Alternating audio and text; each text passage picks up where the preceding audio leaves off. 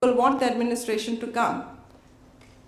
So the day I went, my junior officers were very keen that we should hold this because this will give a very positive image to the villagers. But my seniors, they were literally howling on the wireless. They were thinking that here she's doing something which is weird and we must not allow it. So despite all the howlings, despite all the commands to come back to return, I ignored it and I went and conducted. The tournament was a grand success. And I tell you, after that there was so much of information. There was so much of feedback, there was so much of response from the public. This is what Swamiji says about mass. We reach out to the mass.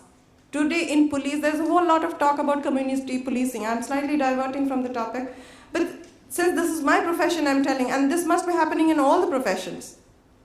We must reach out. We must not isolate. The more we reach out, the more good things happen. The Minister of Environment, Jairam Ramesh, is now visiting all such pockets where Naxalism is at its peak. And they are trying to make public contacts. They are trying to improve welfare programs. The administration is under force. Reach out to the masses. We should. This is what Swamiji said about the yogas when he said about synthesis of the yogas. I am not yet referring to Raja Yoga, but that was also a part of his views. You look at the emblem of the Ramakrishna Mathan mission, the emblem of the serpent coiled around a swan, which is on the water, on lotus, the water and the sun. So he wanted the synthesis to be adopted for the monastic life also, so that each individual becomes fully developed. In 1895, Swami Vivekananda published the Raja Yoga. Within a very short span, the book ran into 3 editions. Look at the response. It had become a bestseller of those times. It was even appreciated by Leo Tolstoy. William James, then the professor of Harvard, he came down personally to meet him. Swamiji says Raja Yoga, according to Raja Yoga, God is realized by ethical disciplines and meditations. There is no room for misconceptions, there is no room for superstitions, no mystery mongering, no Kumbh Mela, no Char Dham Darshan, no stampedes, no disasters, no deaths, no loss. Each person should have a temple within himself. Each soul is potentially divine. The goal is to manifest this divinity within, either by work or by worship, or by psychic control or philosophy. By one or more or all of these and be free. Not only did Swamiji write the book Raja Yoga, but he also taught yoga and meditation. And his students, they actually saw in him an adept Raja Yogi, an experience which was enough to convince them of the validity of what he taught. His yoga classes had become so popular that one finds a reference in the book The Life of Swami Vivekananda by his Eastern and Western disciples to a report published in the Indian Mirror of January 18, 1896. I am quoting, "It is indeed a rare sight to see some of the most fashionable ladies in London seated on the floor, cross-legged, of course for the want of chairs, listening with all the bhakti of an Indian chela disciple towards his guru."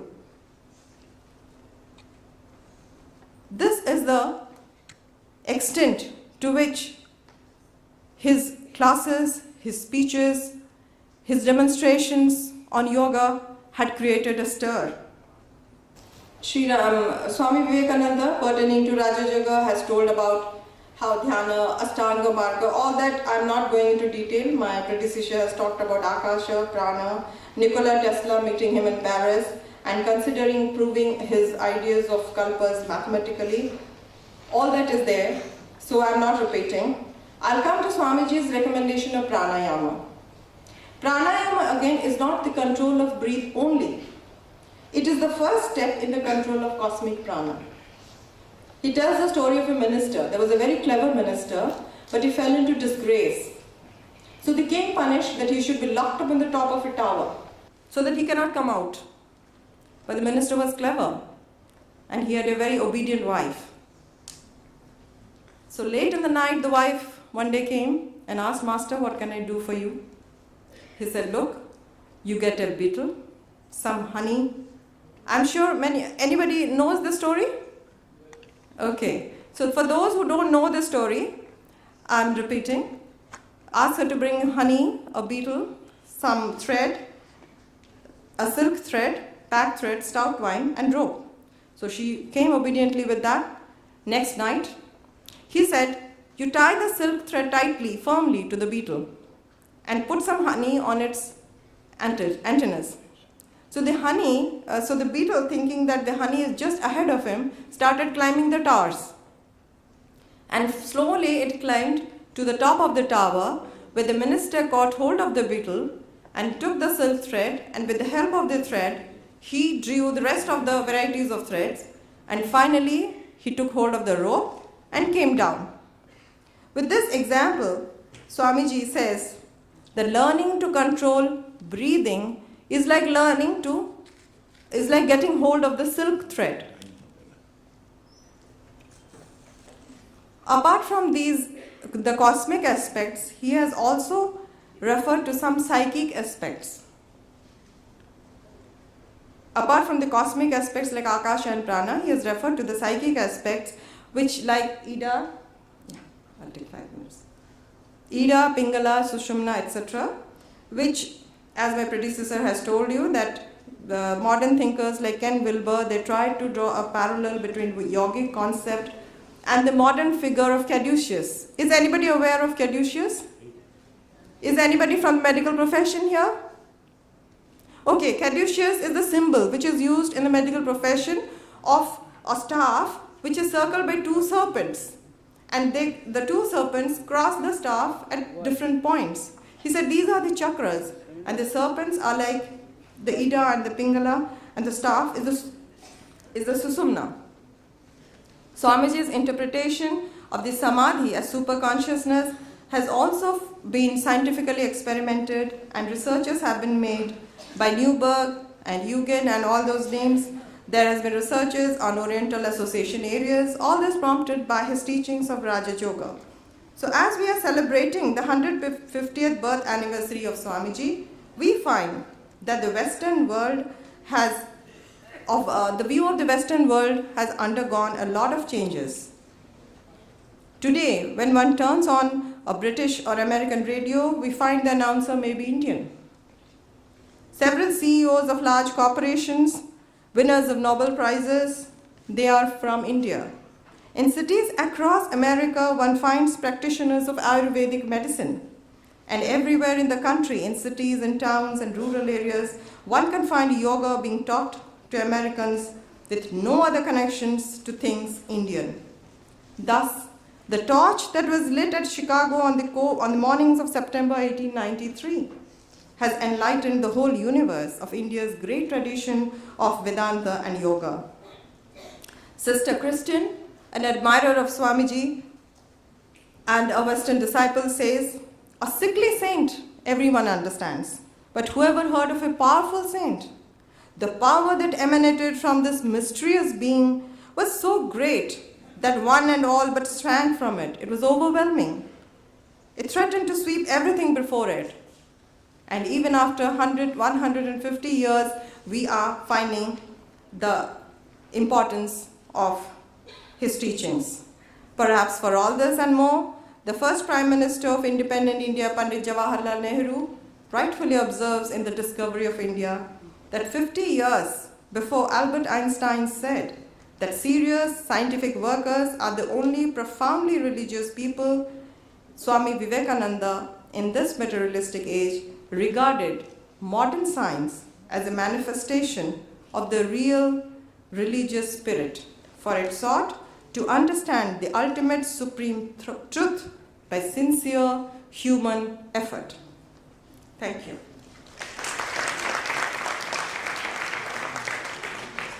Though the time is short, I invite questions.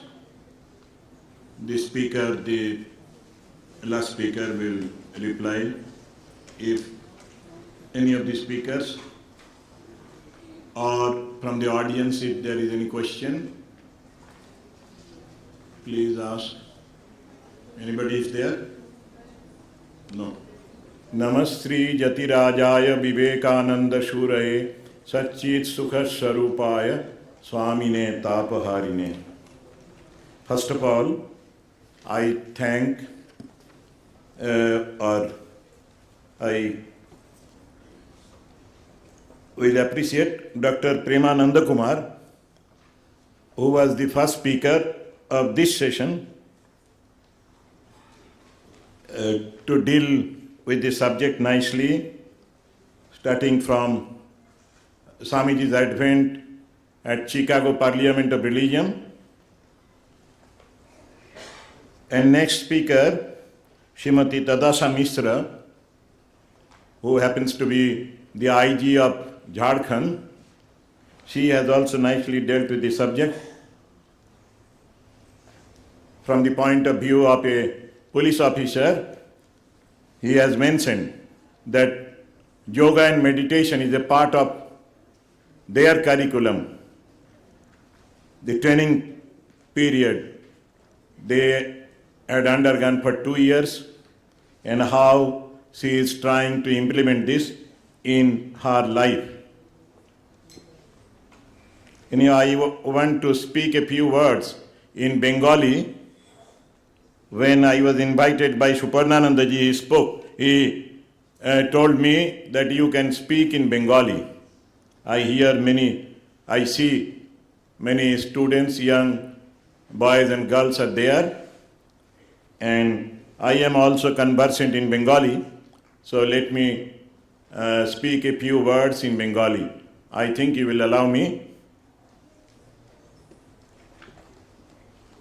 স্বামীজির 4টে যোগের কথা আমরা সুন্দরভাবে শুনেছি এদের কাছে।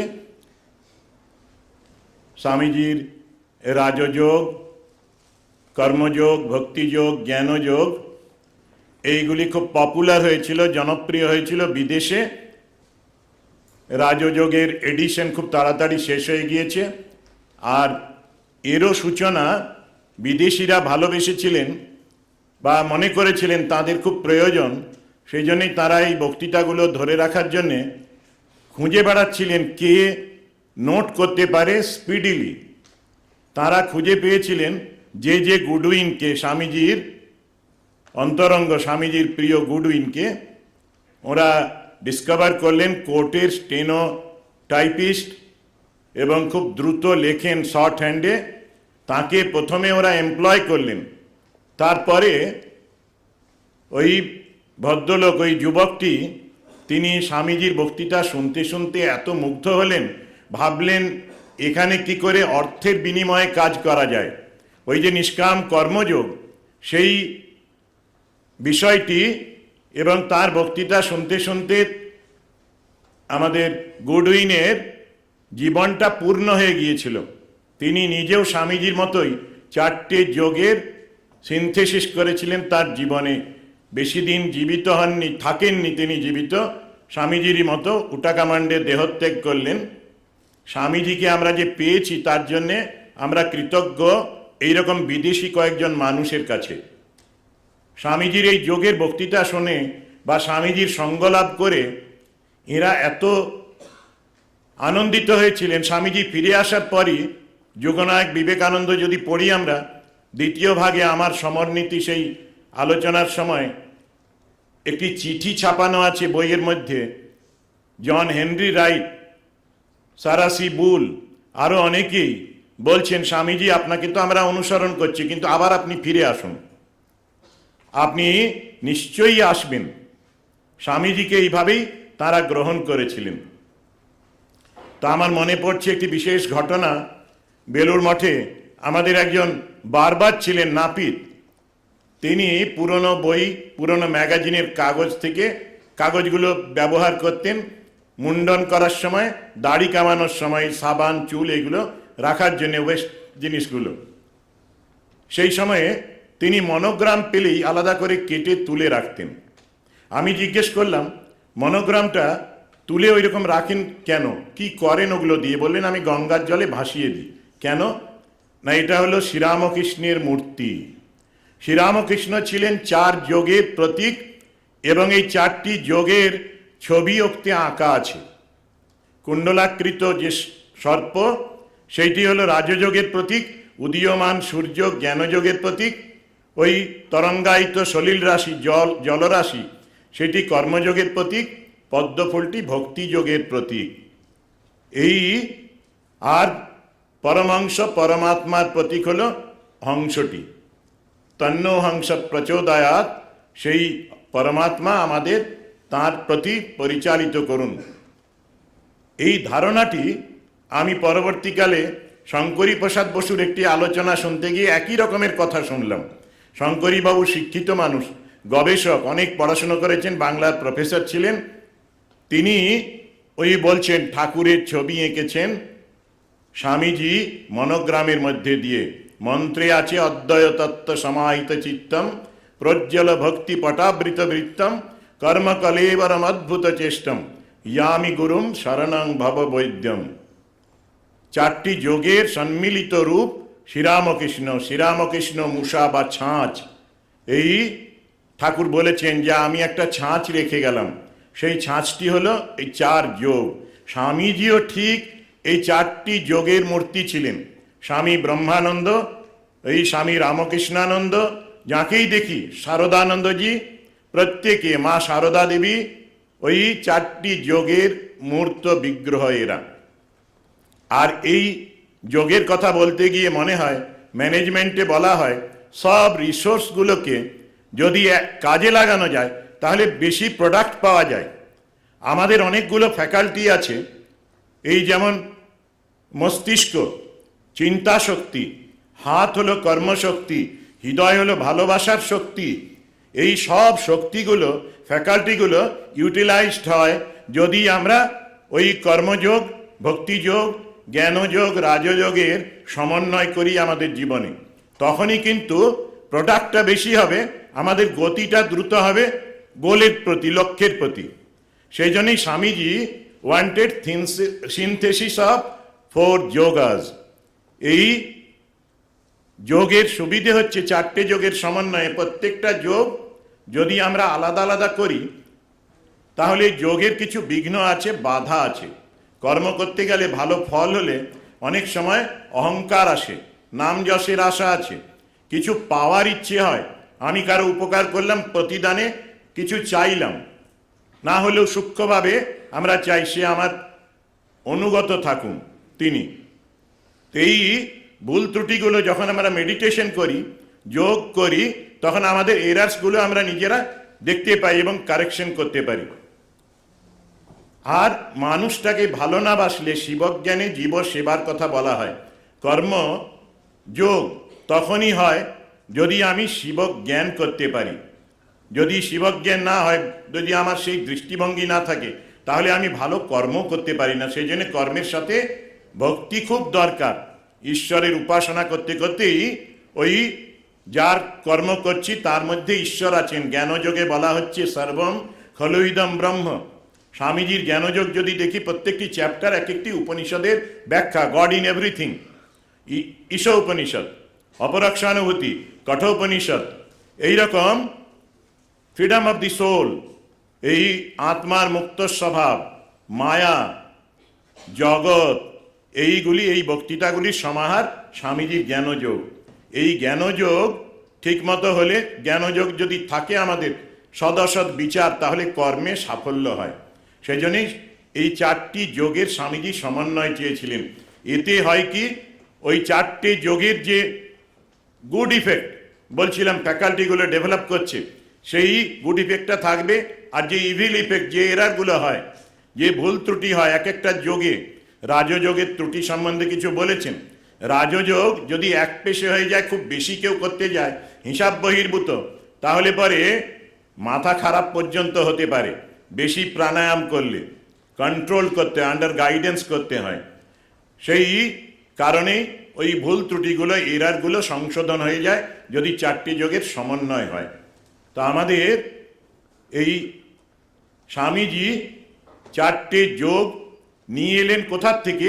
বেদ উপনিষদে যা ছিল, গীতায় যা ছিল, সেইগুলিকে আধুনিক ভাষায় বিদেশিদের কাছে বলছেন। আমার মাঝে মাঝে খুব অবাক লাগে যে আমেরিকা, ইংল্যান্ডে স্বামীজি বক্তৃতা দিচ্ছেন, ওই বলছিলেন তদাশা মিশ্র, যে যারা ভারতবর্ষকে চিনত না বা ভারতবর্ষের সম্বন্ধে অন্য ধারণা ছিল, সেই মানুষগুলোর কাছে স্বামীজি ক্রিম একেবারে উপনিষদের তত্ত্ব, বেদান্ত তত্ত্ব আলোচনা করছেন। তারা কিভাবে রিসিভ করছেন, তারা আসলে যোগ্য ছিলেন। আর একটা কোনো শক্তি স্বামীজি রেডিয়েট করতেন, ওদের লিফট করে দিতেন। সেই জন্যই ওরা কিন্তু স্বামীজির বক্তৃতাগুলি অনুভব করতে পারত। ঠাকুর একদিন দেখেছিলেন, মাকে বলছেন, আমার মনটা কোথায় চলে গেল, সেখানে সাদা চামড়ার মানুষ দেখলাম। পরে যখন নিবেদিতা এলেন, বুলেরা এলেন, ম্যাকলাউড এলেন, ওই মা ভাবছেন যে ঠাকুরের কথাটি কত সত্য হলো। সিনেমাকে দেখায়, নিবেদিতা সিনেমায়, যে নিবেদিতা যখন এসে এখানে পুজো করছেন, তুলসী তলায় প্রদীপ জ্বালাচ্ছেন, সেই সময়ে যে ঝিটি ম্লেচ্ছের মতো তাকে দেখতো, সে জিজ্ঞেস করছে, তুমি কি বিলেতে বামুনের ঘরের মেয়ে? সত্যি এরা ব্রাহ্মণের থেকে বেশি যেন ছিলেন। এরা স্বামীজির বাণীকে, ওইরকম শক্তিশালী বাণীকে আমরা এখনো অনেককেই পড়লে, স্বামীজির ইংরেজি হোক, বাংলা হোক, নিজের মাতৃভাষায় লেখা হোক, সেগুলি পড়ে আমরা অ্যাসিমিলেট করতে পারি না। আর বিদেশিরা শুনেছিলেন, অ্যাপ্রিসিয়েট করেছিলেন, তারা প্র্যাকটিস করতেন, তারা চেয়েছিলেন, স্বামীজি তুমি চলে যাচ্ছ, আমাদের একজন তোমার গুরু ভাইদের পাঠাও। স্বামীজি শারদানন্দজিকে পাঠালেন, অভেদানন্দজিকে পাঠালেন, তাদের অধীনে ওরা সব ক্লাস করতেন। স্বামীজি থাকতে স্বামীজি নিজে কি পরিশ্রম করে এদের দিয়েছেন। আর ওরা যোগ্য ছিলেন। উপনিষদে আছে, আশ্চর্য বক্তা কুশলবশ্য লব্ধা, আশ্চর্য জ্ঞাতা কুশলানুশিষ্ট। এই আসলে রিসিভার বড় হলেই হবে না, এই ট্রান্সমিটার বড় হলে হবে না, শক্তিশালী হলে হবে না, রিসিভারকেও যোগ্য হতে হবে।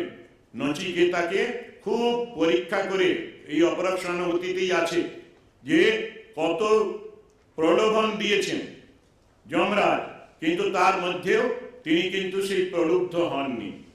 শেষ পর্যন্ত বাধ্য হলেন মৃত্যুর পরে কিছু আছে কিনা সেই কথা বলার জন্য যমরাজ তৈরি হলেন, করে বললেন, তোমার মতো শিষ্যরাই যেন আমার কাছে আসে, এরাই আসলে শোনার জন্য বা রিসিভ করার মতো যোগ্য। স্বামীজির শিষ্য শিষ্যাদের মধ্যে এই রকমের ভাব দেখা যায়।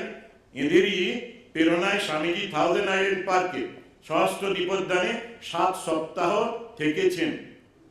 আমাদের ঠাকুরের কথা আছে, সাধু সঙ্গ, সদসৎ বিচার, ওই ঈশ্বরের নাম গুণকীর্তন, নির্জন বাস। সেই নির্জন বাসের প্র্যাকটিক্যাল ডেমনস্ট্রেশন স্বামীজি থাকতে ওখানে হয়েছিল থাউজেন্ড আইল্যান্ড পার্কে। সকাল থেকে সন্ধ্যে একেবারে একটা রিট্রিট এখনো আমাদের হয় ওই আমেরিকা, ইংল্যান্ডের কিছু সেন্টারে। ঠিক সেই রকমের এইগুলো স্বামীজি নিজে ডেমনস্ট্রেট করেছেন। আর স্বামীজির লাইফটাই আসলে ওই 4 যোগ। ছোটবেলাতেই তিনি কি কর্ম করেছেন, সেবা করেছেন। ওই ইংরেজ একটি নাবি, সে হেল্প করতে এলো ক্লাবে দোলনা টাঙানোর জন্য, তার উপরে একটা লোহার পোল পড়ে গেল, সবাই পালিয়ে গেল, স্বামীজি ওকে সেবা করলেন, ভিক্ষে করে ওর জন্যে চিকিৎসার ব্যবস্থা করলেন, রাখার ব্যবস্থা করলেন, পরে ওর বাড়ি যাওয়ার ব্যবস্থা করলেন। তিনি ধ্যান খেলতেন, ধ্যানের সময় কোনো হুঁশ নেই, সাপ এসেছে, বন্ধুরা চলে গিয়েছে। তো এইরকম করে ধ্যানযোগ বলি, রাজযোগ বলি, কর্মযোগ বলি, ভক্তিযোগ বলি, সব যোগগুলো স্বামীজির মধ্যে ছিল। আর সদসৎ বিচার, জ্ঞানযোগ, কোনটি সত্য, এই প্রশ্ন, জ্ঞানযোগের প্রশ্ন নিয়ে তিনি ছুটেছেন ধর্মগুরুদের, আচার্যদের দুয়ারে দুয়ারে। সেখানে গিয়ে বলেছেন, তুমি কি ভগবানকে দেখেছো, সত্যকে দেখেছো, আমাকে দেখাতে পারো। এই ফ্যাকাল্টিগুলো বা এই প্রকাশ স্বামীজির মধ্যে শৈশব থেকে ছিল। তিনি তো আসলে সপ্তর্ষির ওই প্রাচীনতম ঋষি নর ঋষি নারায়ণ যোগসিদ্ধ তিনি নেমে এসেছিলেন। আমাদের প্রথম বক্তা বলেছিলেন অবতার আসেন মানুষকে এই শিক্ষা দেওয়ার জন্য, অন্ধকার থেকে আলোতে নিয়ে যাওয়ার জন্য, অসত্য থেকে সত্যে নিয়ে যাওয়ার জন্য, মৃত্যু থেকে অমরত্বের দিকে নিয়ে যাওয়ার জন্য।